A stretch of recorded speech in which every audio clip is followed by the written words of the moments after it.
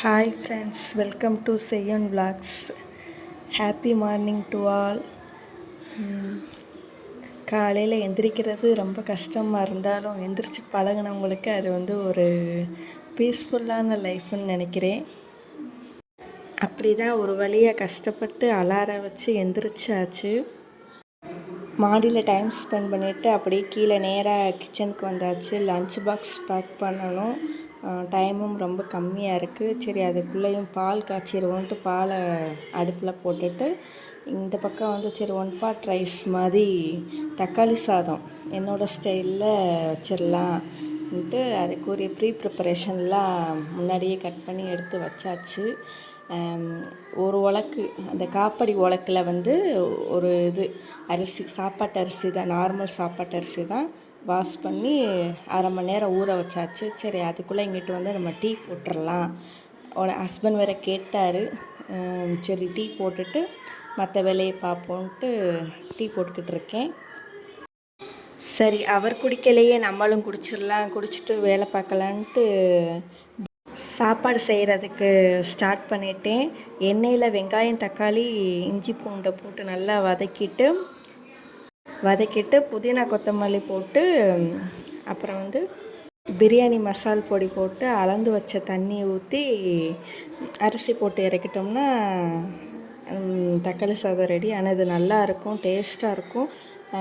இதில் நான் பட்டை கிராம்பு ஏலக்காய்லாம் போட மாட்டேன். நான்வெஜ் செஞ்சால் தான் போடுவேன். நல்லா இது நல்ல எண்ணெய் பிரிய நல்லா வதக்கிட்டு விசில் போட்டு இறக்கிட்டோம்னா தக்காளி சாதம் நல்லா ரெடி ஆயிரும். இது உண்மையிலே பிரியாணி டேஸ்ட்டுக்கு சூப்பராக இருக்கும். நான் பொய் சொல்லலை, உண்மையிலேயே இந்த மெத்தடில் நீங்கள் ட்ரை பண்ணி பாருங்கள். பிரியாணி மசாலா நான் ஆச்சியில் தான் போடுவேன். அதுதான் கொஞ்சம் நல்லா நான்வெஜ் டேஸ்ட்டுக்கு இருக்கும். இந்த தக்காளி சாதத்துக்கு ஹைலைட்டே தக்காளி, வெங்காயம், அப்புறம் புதினா கொத்தமல்லி தான். இது நிறையா போடுவேன். தக்காளி 5 எடுத்துக்கிடுவேன். அப்புறம் வெங்காயம் 4 நிறையா போட்டு நல்லா வதக்கி விசில் போட்டு வச்சிட்டோம்னா சூப்பராக தயாராகிரும். இதுக்கு நீங்கள் தயிர் வெங்காயம் வச்சுக்கலாம். நான் இன்றைக்கி தயிர் வெங்காயமும் அப்புறம் முட்டை உடச்சி ஊற்றின முட்டை மாதிரி வச்சுருக்கேன். அதுதான் இன்றைக்கி லன்ச் பாக்ஸுக்கும் தம்பிக்கு கட்டி கொடுத்தேன். நல்லா ஆறினோன்னே நல்லா பொலன்னு வந்துடும். பருக்கையெல்லாம் தனித்தனியாக இருக்கும், ஒன்றோட ஒன்று ஒட்டிக்காமல் சூப்பராக இருந்துச்சு. நாங்கள் நல்லா சாப்பிட்டோம். சரி, இவர் கொஞ்சோண்டு காய் எடுத்துகிட்டு வந்திருந்தார். என்னன்னு பிரித்து பார்க்கையில் இஞ்சி, அப்புறம் 2 சவுச்சவு, அப்புறம் கொஞ்சோண்டு பச்சை மிளகாய் இருந்துச்சு. ஒரு மார்க்கெட்டில் தான் வேலை பார்க்குறனால இந்த மாதிரி கொஞ்சம் எடுத்துகிட்டு வருவார். அது நம்ம வீட்டுக்கு யூஸ் ஆகிக்கிறோம். சரி, இதை தனித்தனியாக பிரித்து வச்சுருவோன்ட்டு கவரில் போட்டு வச்சுருக்கேன். பச்சை மிளகா நம்ம காம்பு கிள்ளி வச்சோம்னா கொஞ்சம் ரொம்ப நாளைக்கு கொஞ்சம் வரும். அதனால் சரி, ஃப்ரிட்ஜில் தூக்கி வச்சுருவோன்ட்டு வச்சாச்சு.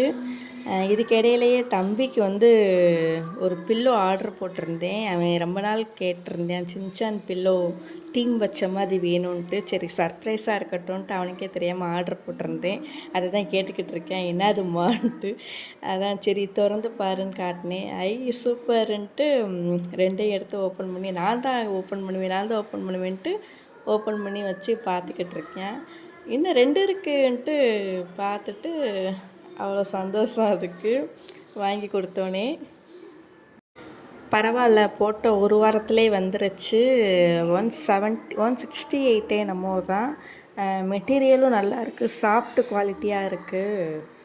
இது நான் கூட என்னமோ நினச்சேன். ஆனால் என்ன, கொஞ்சம் டீம் மட்டும் கொஞ்சம் மாறி வந்துருச்சு. மற்றபடி சூப்பராக தான் இருக்குது ஃப்ரெண்ட்ஸ்.